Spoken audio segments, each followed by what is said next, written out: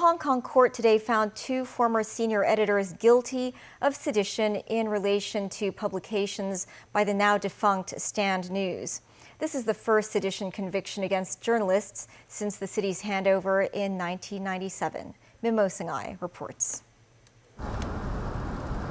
Chung Pui-Kun, former chief editor of the now-defunct online media Stand News, arrived at the district court in Wan Chai after midday.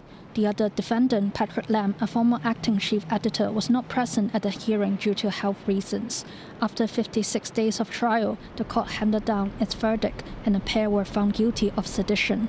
John Lam and the parent company of Stand News were accused of publishing 17 seditious articles to incite hatred towards the central and Hong Kong government between July 2020 and December 2021. The authors of the articles include exiled and wanted activists Nathan Law and Ted Ho. In judgment, Judge Kwok Wai Kin said the political atmosphere was extremely heated when the case happened, and a large number of people were not pleased with the central and local authorities.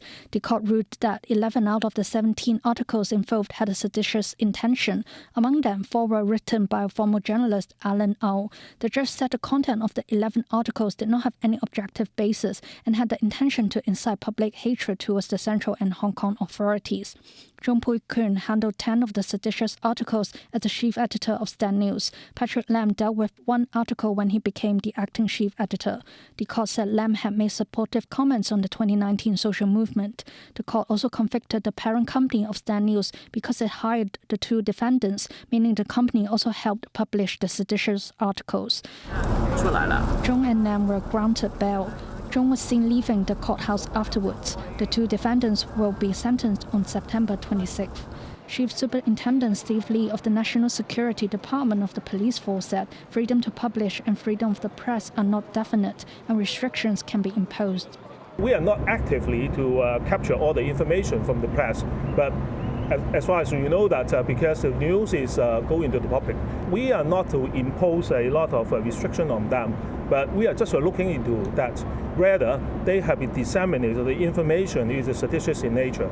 That's all is according to the law. Senior counsel Ronnie Tong, who is also an executive council member, said the convictions of the 2 editors will likely affect the public's perception of press freedom, but he does not think the verdict will affect press freedom in Hong Kong. We should understand that it has always been the law that the editor and publisher should be fully responsible for what they publish. That is the case before the handover and after the handover. The nature of these articles are arguments, commentaries, and not report or facts. I don't see as a matter of law it has anything to do with press freedom. Minus 9, TVB News.